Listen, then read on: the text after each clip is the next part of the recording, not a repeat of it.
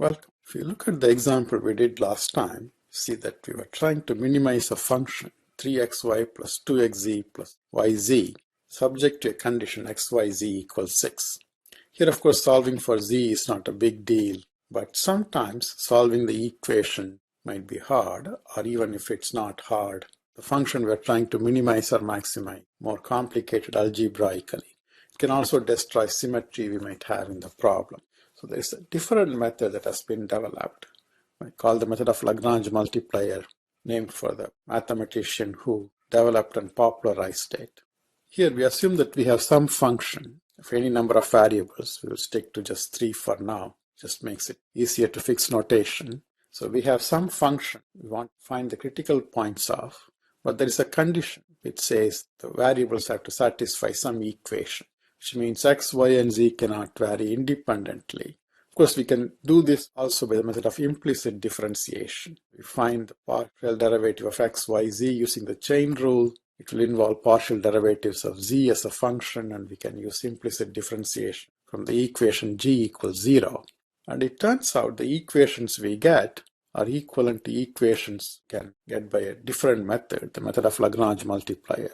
It avoids complications of both the alternates, solving for z or using implicit differentiation, at the cost of introducing one more variable. So we introduce a new variable called Lagrange multiplier. Traditionally, the Greek letter lambda is used for this. We take the objective function, the function whose critical points I'm trying to find, minus the Lagrange multiplier times left-hand side of the equation, when the equation is written in the form something equals 0. It's a function with 4 variables now. I find its critical points. So find the partial derivative, set them equal to 0, and solve. And these critical points correspond to critical points of the function f subject to the condition g equals 0. Usually we'll ignore lambda, but in some instances lambda has a meaning.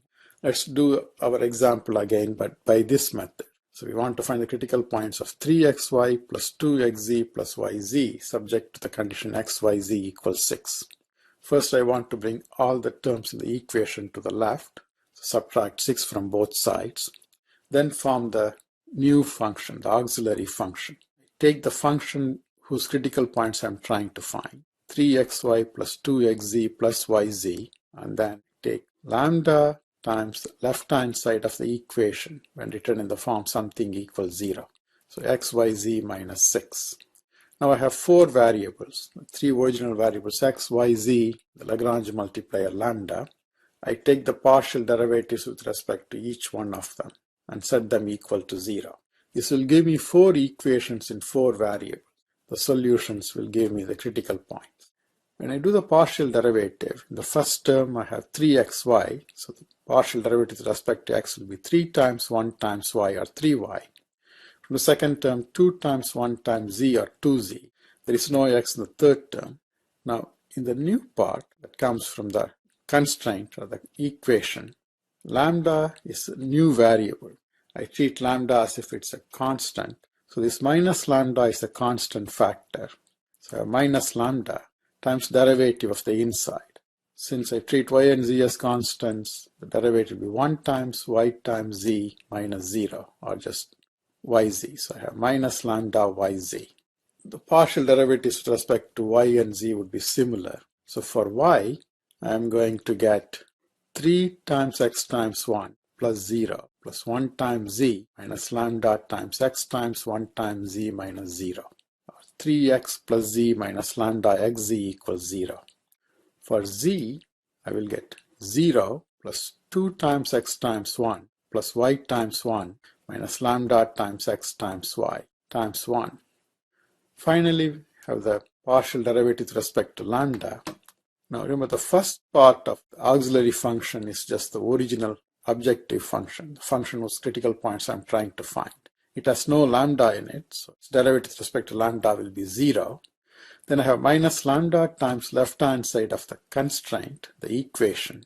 The equation has no lambda in it, so I'll just have minus lambda times something that I treat as a constant. So the derivative will be negative 1 times left-hand side of the equation.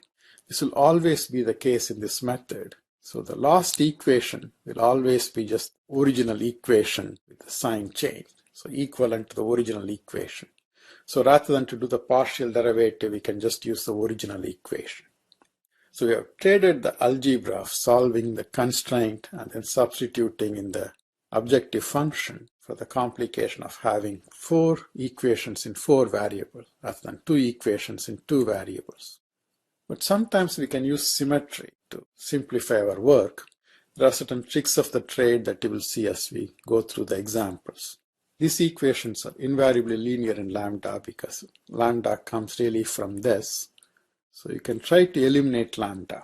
For example, compare the coefficients of lambda in these two. I see that if I multiply this equation by x and this by y, the lambda terms will be equal. Then I can subtract to get rid of lambda.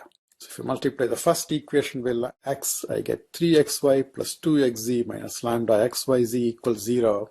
Multiply second by y, 3xy plus yz minus lambda xyz equals 0. When I subtract, the lambda terms cancel, 3xy cancels. So I just get 2xz minus yz equals 0. I can factor out a z, and z cannot be 0 because xyz equals 6.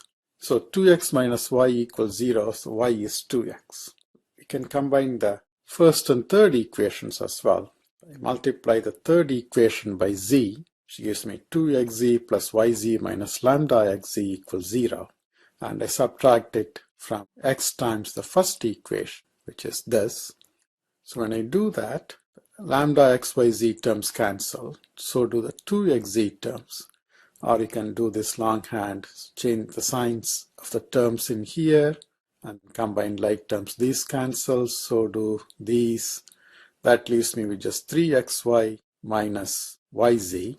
I can now factor out a y, and y cannot be 0 because again, it's a width of a box with non-zero volume. So I can cancel y. I get 3x minus z equals 0 or z equals 3x. So now I know that y is 2x, z is 3x. I substitute the equation for the volume, x, y, z equals 6. So I get x times 2x times 3x is 6. 6x cubed is 6. So x cubed is 1 and x is equal to 1. Since y is 2x, if x is 1, y is 2. Z is 3x, so z is 3. So the answer is that x is equal to 1, y is equal to 2, and z is equal to 3.